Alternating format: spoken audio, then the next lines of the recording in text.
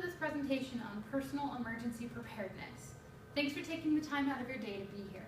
My name is Stephanie, and I will be your guide while we take a sojourn through personal emergency preparedness. Our goal in this presentation is to prevent you from being the person that Mr. Dilbert here is so kindly pointing out. So in the next 5 minutes, we're going to talk about something that most of us don't think about on a daily basis. As such, while we are here and are thinking about it, I will be brief and provide you with concrete action steps that will take you from unprepared to more prepared. We will talk about what qualifies as an emergency. We will talk about the 3 main steps that you need to take in order to make sure that you yourself, your family, and your community are prepared to handle emergencies, whether they be large or small. And we'll end this conversation with examples of what taking action together looks like for you and your community.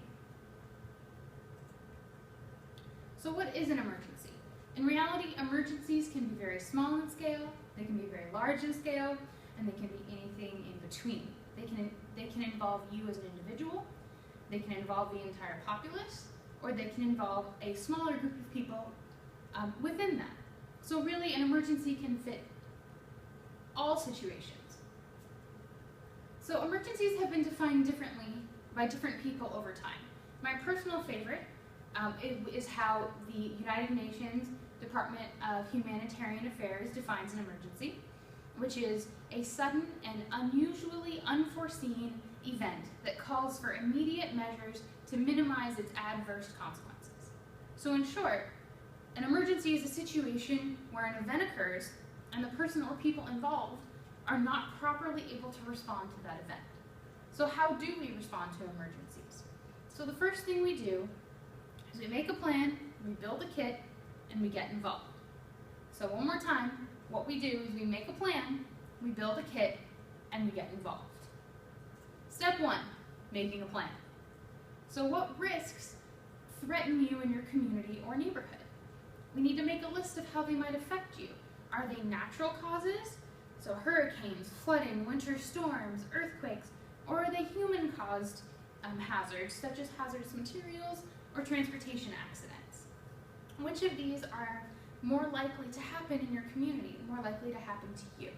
In preparing to respond to those things that are more likely to occur to you personally, you are more prepared and more capable of handling any type of emergency that may happen.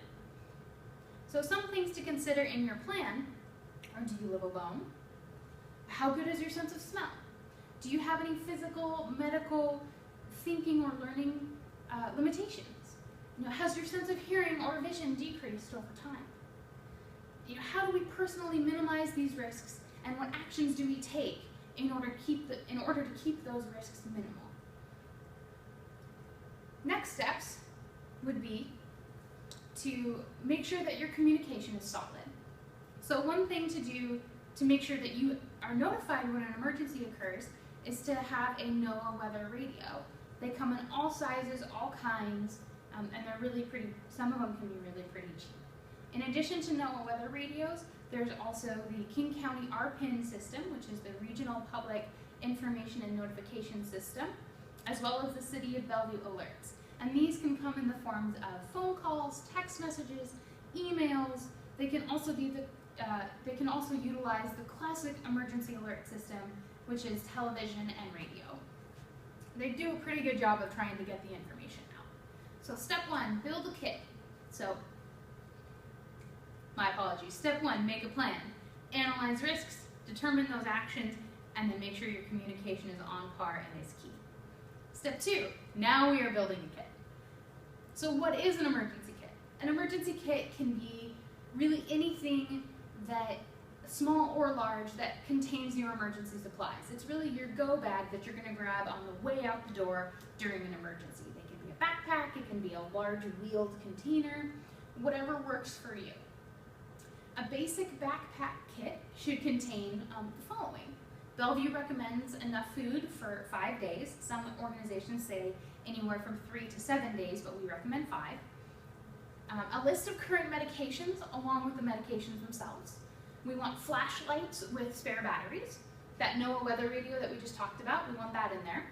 your family contacts, a list of numbers and who you're going to call during large-scale emergencies, a first aid kit, and then personalize something.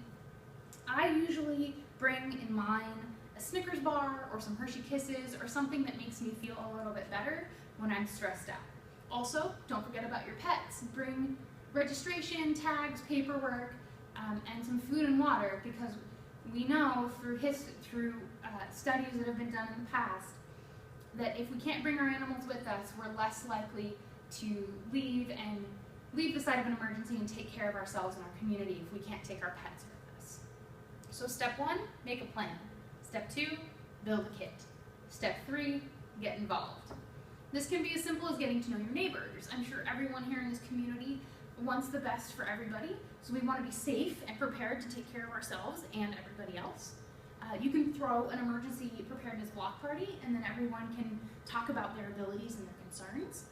That way we all know where everybody's coming from. Another way to connect to the larger community is to reach out to local volunteer groups, such as the community emergency response teams or the Citizens Corps Council, and this will increase neighborhood and community involvement. You can also add a new skill set to your skills and look into the East Side Amateur Radio Support, which is a group that uses amateur radio skills to maintain communications during times of emergencies. The American Red Cross, of course, is always looking for new volunteers of all skill levels. So together, you and your community can be prepared to take care of yourselves and one another during times of disasters and emergencies. Do unto others as you would have others do unto you. And look after your neighbors and treat your neighbors well, and they will look after you as well. So there you have it. Thanks for being here. Hopefully that gives you a little information on how to start your journey of preparedness. So we make a plan, we build a kit, and get involved. If you have any further questions